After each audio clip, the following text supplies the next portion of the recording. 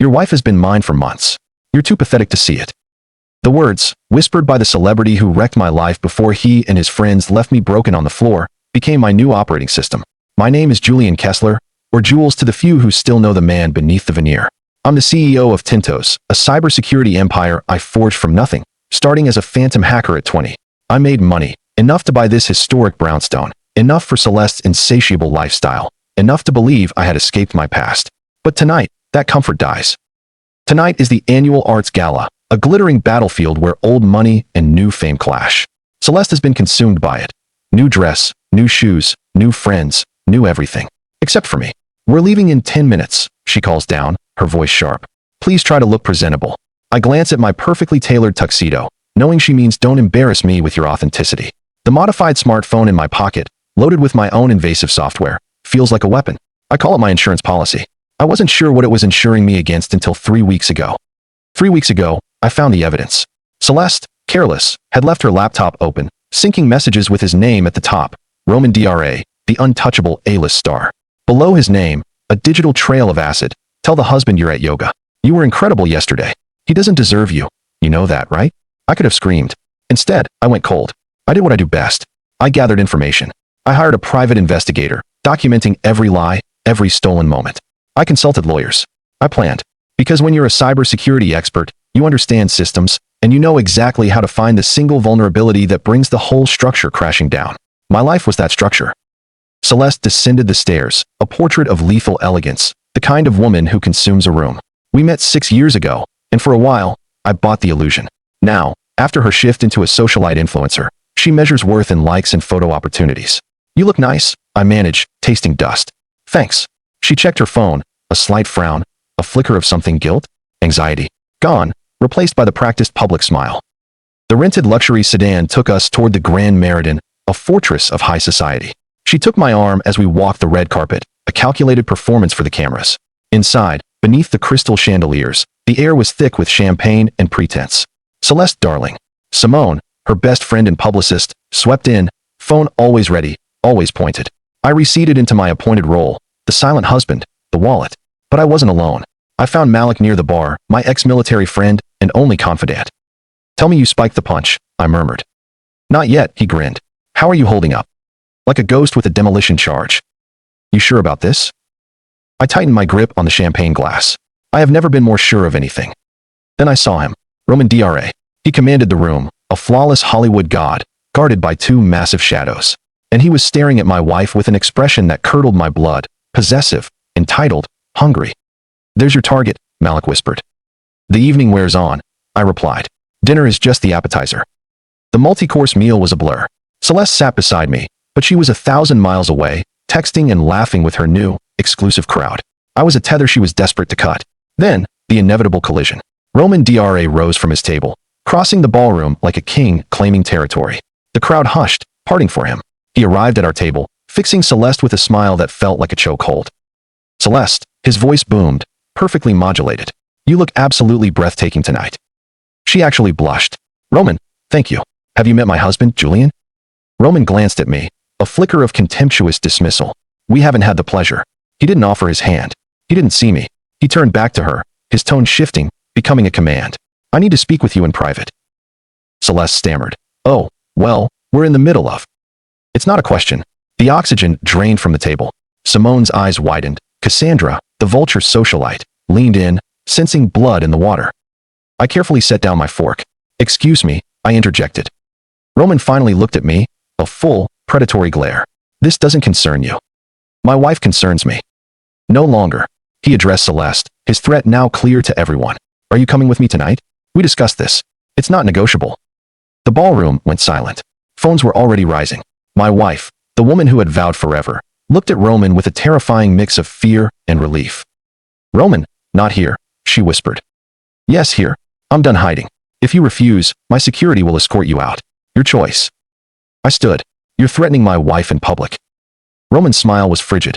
"I'm claiming what's mine. She's been mine for months. You were just too pathetic to see it." The confession was an explosion. Gasps erupted. Simone was definitely recording. Celeste smoothly stood, her face a mask. "I'm sorry, Jules. I really am." Then, she took his arm, and they walked away, leaving me standing in the ruins of my marriage before 300 witnesses. Malik materialized. Jules, let's go. I'm fine. I lied. The rage a clean, cold clarity. No, I want to stay. I touched the device in my jacket. Trust me. I walked not toward the exit, but toward the venue's core, the audiovisual control room. Daria, a dark-haired, tattooed tech shadow who'd been on my payroll, was waiting. You look like a man who just lost a war, she said. How am I supposed to look? Are you ready? More than. The control room was a fortress of monitors, mixing boards, and power. Direct control over the entire Gala's sound and projection. It's all queued up, Daria confirmed. Audio clean, video synced. You're sure this is legal? 3 lawyers. 1 party consent. Public interest argument. It's all legally defensible. I looked at the image of Celeste walking away, the laughter, the lies. I'm sure. Burn it all down. I had it all. Roman mocking me in a private negotiation, Celeste and Simone detailing their plans to defraud me during the divorce, captured via a hidden camera in her anniversary necklace, and the torrent of texts about hiding assets and mocking my spineless nature. The device in my pocket held the final, damning audio of Roman's public threat. The signal? Daria asked. I adjust my tie. Audio first, full blast. Then the screens. Malik is running interference with security. I walked back into the ballroom. The whispers were a physical wave. They saw me as defeated. The cuckolded husband, publicly castrated. They had no idea what kind of monster they were looking at. I saw Celeste and Roman across the room, already laughing again. Simone was documenting everything for her followers. Cassandra cornered me. Julian, that was rude. But honestly, you must have known. Celeste was always meant for something more glamorous. You never really fit into our world. Roman can give her that. You're absolutely right, Cassandra, I said, my voice dangerously calm. She deserves everything that's coming to her. I walked away and headed for the stage, interrupting the MC, Mr. Knight, with the promise of a very substantial donation. Money always talked loudest. I stood to the side, watching. Malik gave me a small, hard nod from the security station. The fuse was lit. The MC finished his polished introduction. We have a special announcement from Julian Kessler, who has generously offered to make a significant contribution to tonight's cause. I stepped onto the stage. The silence was absolute. Celeste was staring, Roman smirked, convinced this was some pathetic, last-ditch plea. Thank you, I said into the microphone. I want to talk about truth. A ripple of confusion crossed the crowd. Truth in art, truth in relationships, truth in how we present ourselves to the world. My hand went to my collar. I adjusted my tie. The signal. About 3 months ago, my wife began an affair with Roman DRA. I discovered this through surveillance, through photographs, through her own carelessness. For weeks, I documented their deception, hoping I was wrong. The room was frozen. Celeste was on her feet, her face bloodless. Roman's fury was a palpable heat. There was no explanation, only betrayal.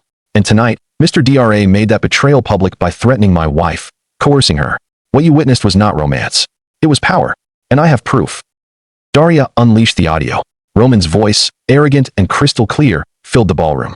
Listen, Kessler, your wife is done with you. She stays with you out of pity. After the gala, she's leaving you. If you try to make trouble, I have lawyers who will bury you. I'm Roman DRA. Know your place. My own measured voice. Are you threatening me? Stating facts. Celeste is mine now. The sooner you accept that, the easier this will be on everyone, especially you. The audio cut. Chaos erupted. Shouts, gasps, the flash of 100 camera phones. Roman lunged toward the stage, but Malik's men intervened, a professional, immovable wall. Wait, I said, holding the microphone. There's more. The projection screens flared to life. The hidden camera footage began. Celeste and Simone at lunch, their voices casually dissecting my life. God, he's so boring, Celeste's voice echoed, bored. All he ever talks about is work. Roman makes me feel alive. He's everything Jules isn't. But the divorce, Simone pressed. Asterisk, it will be fine. I've already moved money. My lawyer says I can claim emotional neglect. I'll get half of everything, plus alimony. Jules will probably just roll over and take it. He's too passive to fight for anything. That's why I stopped loving him in the first place. He has no spine. The video ended. The silence was the sound of a world shattered. Then, the real madness began. Security guards were overwhelmed. Roman was screaming, pushing through the crowd. You bastard. That's illegal surveillance. One-party consent state. I announced, calm and clear for the hundreds recording. I was present for our conversation. The video was recorded using my property, the necklace I gave her, after reasonable suspicion of infidelity. All legal.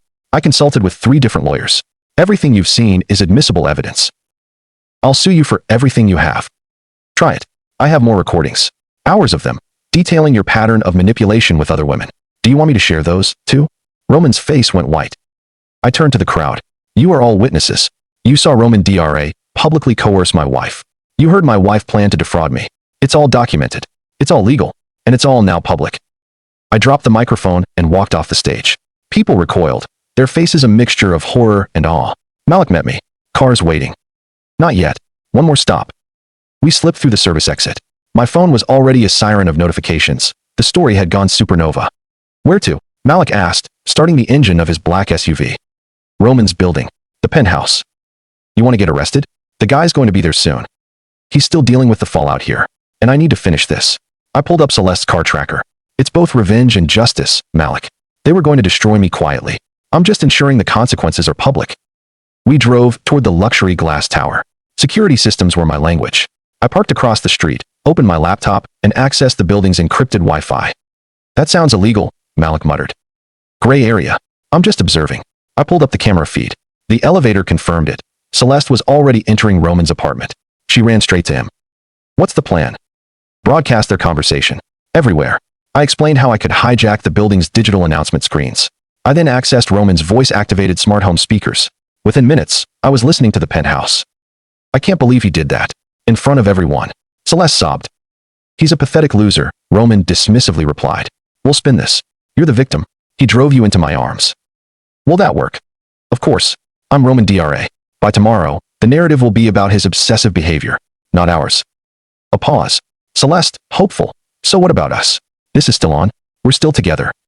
Roman's laugh was devastatingly cold. Celeste, you're a beautiful woman. We had fun, but this has gotten complicated. I need to focus on damage control for my career. Maybe we should take a break. A break? Are you serious? I just left my husband for you. You left your husband because your marriage was over. Don't put that on me. You said you loved me. We would be together. I say a lot of things. You're a grown woman. You should know better than to take a celebrity's pillow talk seriously. The sickening sound of glass smashing followed. Celeste screamed. You bastard. You absolute bastard. I gave up everything for you. You gave up a boring tech guy for a shot at real fame. Don't pretend this was about love. You wanted access to my world. I wanted a beautiful woman on my arm. We both got what we wanted. I'm calling my lawyer. I'm going to sue you. For what? An affair? And good luck proving any promises I made. It's your word against mine. And I'm a lot more credible than a scorned wife. I stopped the recording. Got it. That's brutal, Malik sighed. And now everyone's going to hear it. I uploaded the audio and set it to loop on every digital display in the building. Roman's cruel laugh and Celeste's despair echoed through his own lobby, his elevators, his parking garage. People poured out of their apartments, phones raised, recording their celebrity neighbor's downfall. The doorman was frantically locked out of the system. It would play for 20 minutes. My phone rang. Roman, what the hell do you think you're doing? His voice shaking with pure fury. Providing context. You said people would side with you. Let's test that theory. I will destroy you. I have resources you can't imagine. You have money and fame. I have skills and proof. We'll see which matters more. This is harassment. I'm calling the police. Please do. I'd love to explain how you coerced my wife and then dumped her the minute things got complicated. I hung up. 2 minutes later, sirens wailed in the distance. Time to go, Malik urged. One more thing. I logged into my social media accounts and posted the audio file. Roman DRA, everyone. This is who he really is. I tagged every major news outlet, every gossip blog. By the time we drove away, the post had 50 shares. By dawn, it would be millions. I didn't sleep. The internet was a living bomb. The audio went viral immediately. It was the DRA scandal. Roman was a predator, Celeste a gold digger, and I, the cuckolded husband, was hailed as an unlikely folk hero. Celeste's 200,000 followers started hemorrhaging. Simone's damage control statement, Celeste Kessler is the victim of an abusive relationship and manipulative surveillance, was met with laughter. The video from the gala, showing Celeste planning to defraud me, was already ubiquitous. Doesn't sound like an abuse victim to me, was the top comment. At 3 a.m., Detective Sarah Mitchell called, confirming Roman's complaint for harassment. I calmly emailed her my lawyer's documentation, 3 opinions confirming the legality of my recordings under one-party consent and public interest disclosure. I then drafted a concise press release. I gathered evidence not to hurt anyone, but to protect myself and to document the truth. Roman DRA publicly threatened and coerced my wife. My wife, Celeste, actively planned to defraud me. I released this information because I was left with no other option. Everything I did was legal. Everything I revealed was true. I will not apologize for defending myself. My lawyer called at 8 a.m. Jules, what the hell have you done? What I had to. Public opinion is overwhelmingly on your side. DRA looks like a predator. Your wife looks like a gold digger. But they will try to make your life hell. Let them try. I have more evidence if they push this. What else do you have? An insurance policy. The consequences were swift. Celeste's sponsors dropped her. The fashion brand she worked with terminated her contract. We do not condone infidelity or fraudulent behavior. Simone's tearful video defense was mocked into oblivion. Roman went into hiding. His movie premiere was postponed. 3 days after the gala, Cassandra requested a meeting. Curiosity drove me to a quiet cafe. You destroyed them both, she observed. You won. This wasn't about winning. I know Celeste, she countered. I watched her use you and mock you. I'm impressed you finally fought back. Then she slid an envelope across the table. These are text messages between me and Celeste. Her explicitly discussing her plans to take you for everything. She screwed me over, too. She owes me $50,000. Consider this my revenge. I watched her walk away, realizing the circle she craved had already devoured her. The social circle Celeste had so desperately clawed her way into had already cast her out. My phone buzzed with a new message. Number blocked. We need to talk.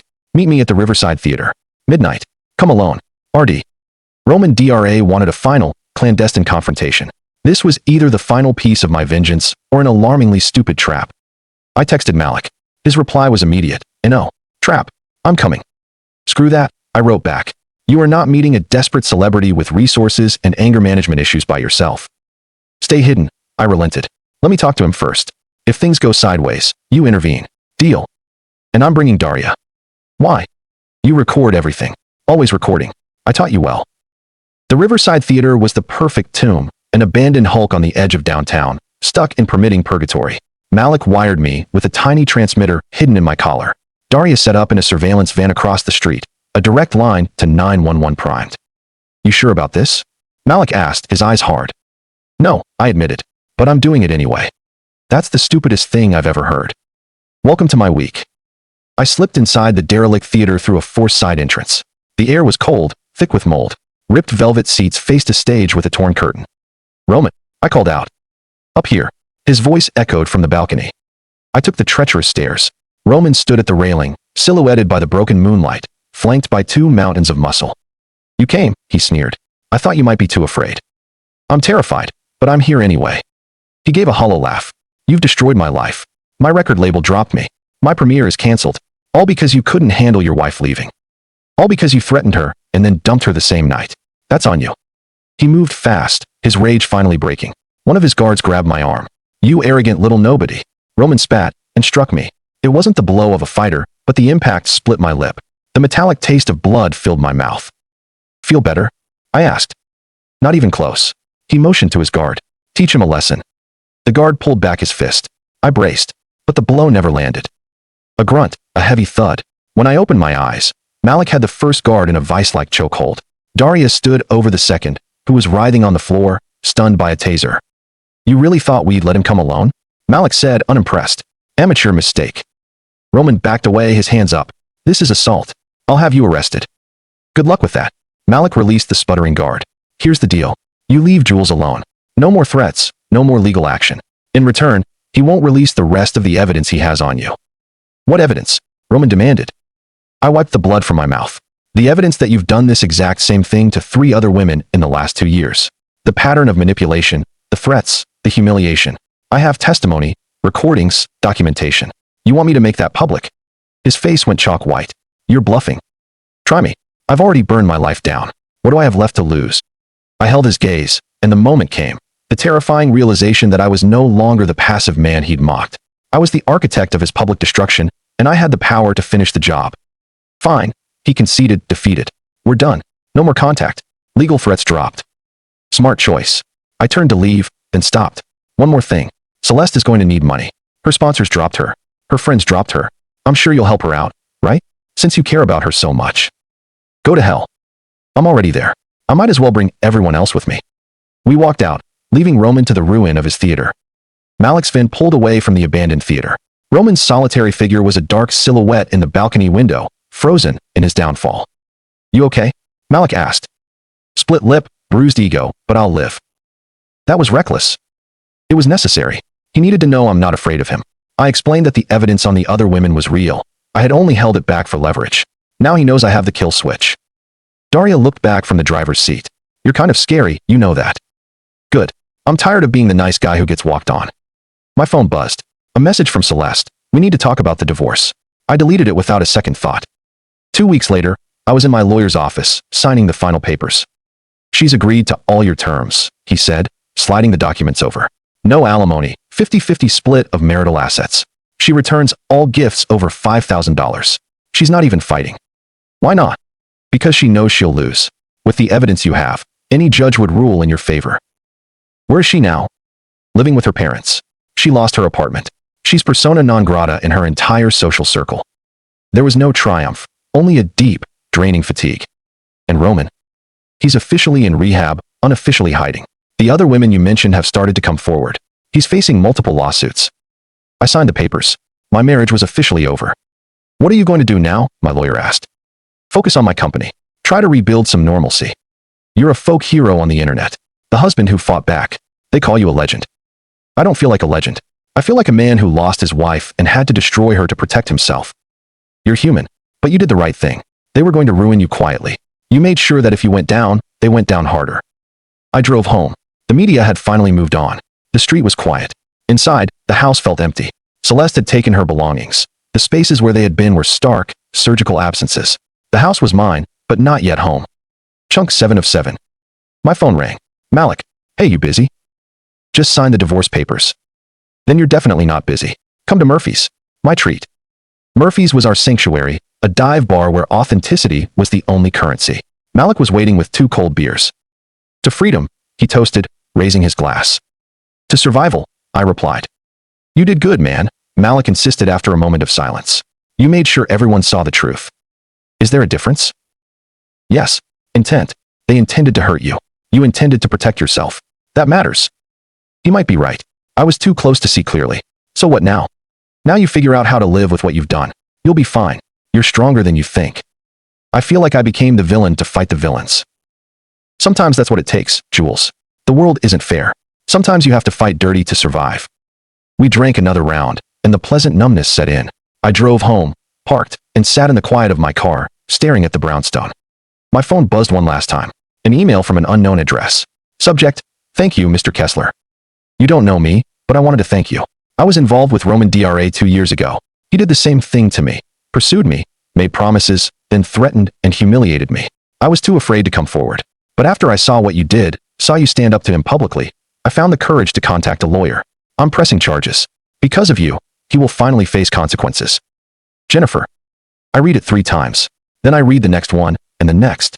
5 emails in total, all from women Roman had crushed, all finding courage in my public act of resistance. I sat there, reading the words from strangers. And for the first time in weeks, the crushing weight of regret lifted. I realized that my desperate fight, my ugly revenge, had created something unexpected, a single, bright beam of transparency. When you shine a light into the darkness, other people find the courage to step into that light, too. I went inside, poured a bourbon, and sat in my office. The house was quiet, empty, but it was mine. Tomorrow, the rebuilding would begin. Tonight, I allowed myself to feel the sharp, necessary edges of it all. The pain, the guilt, the relief, and the strange, undeniable sense of having done what was right. I was just a man who fought back and survived.